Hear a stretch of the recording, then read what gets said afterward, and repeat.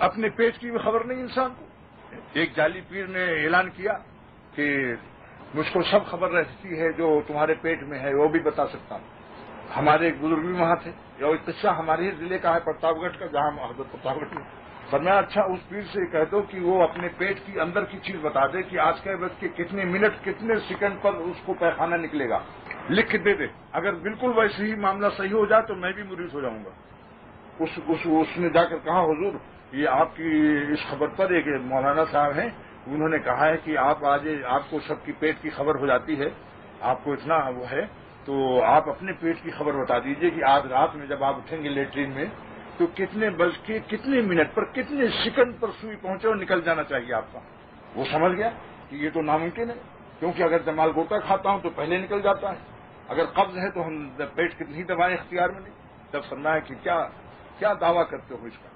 اچھا ایک پیر صاحب کو ایک جعلی پیر نے کہا کہ مجھ کو اس نے مریدوں کا روپیہ اینٹنے کے لیے عجیب عجیب ترکیب، لہذا اس نے کہا مجھے سب پتہ چل جاتا ہے، اس کو نماز کے لیے کھڑا کر دیا، کبھی نماز بھی نہیں پڑھتا تھا وہ، تو اس نے نماز میں کہا دھک دھک دھک، کہا بھائی یہ نماز میں کیا کر رہے ہیں آپ؟ کہا کعبہ شریف میں کتا جا رہا تھا، حصہ ہندوستان کا، وہ کہہ رہا کعبہ شریف میں کتا داخل ہو رہا تھا اور میں نے اس کو دھک دھک کیا، مجھے نظر آ گیا، کشف ہو گیا، تاکہ مرید معتقد ہوگا تب نہ یہ دے گا۔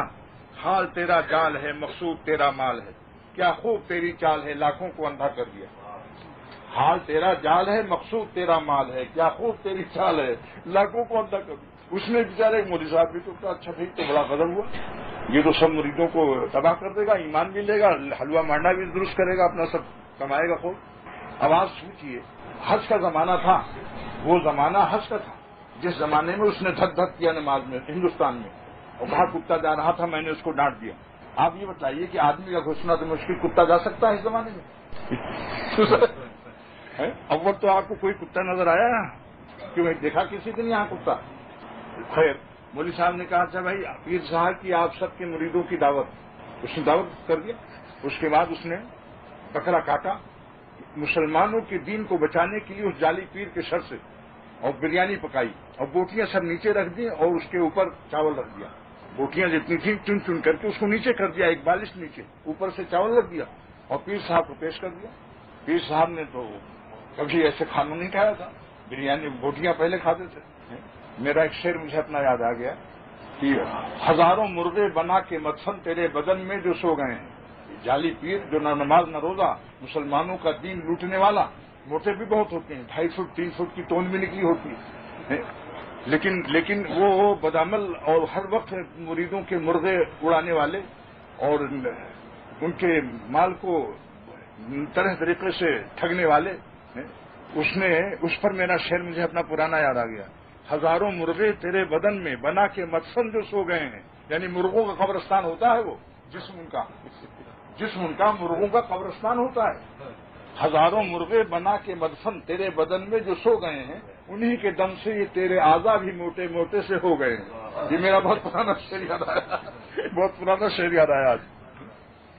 تو اس نے مولوی صاحب ہوشیار آدمی تھے، انہوں نے کہا کہ ان کا امتحان، یہ مرید جو ہے اندھا ہوتا ہے، یہ مانتا نہیں، نہ قرآن مانے نہ حدیث مانے، جب پیر کا چکر میں آ جاتا ہے تو یہ بڑا خطرناک مرض ہے۔ اس نے دعوت کر دی، اب ایک بالش نیچے گوٹیاں، اب اس نے کہا پیر صاحب کھائیے، ان کہا کیسے کھائیں نالائقو، یہی قدر ہوتی ہے پیر کی، خالی چاول رکھ دیا، بوٹیاں ووٹیاں کچھ بھی نہیں ہے، خوب بگڑا، اور یہ خوب آرام سے سنتا رہا، کچھ ناراض نہیں ہوا۔ تو ان کہا تھوڑا سا آپ ہاتھ اور گہرا ڈالیے، ایک بالش نیچے تک ہاتھ کو داخل کیجیے۔ جب ہاتھ داخل کیا ایک بالش کے نیچے تو تمام بوٹیاں ملی۔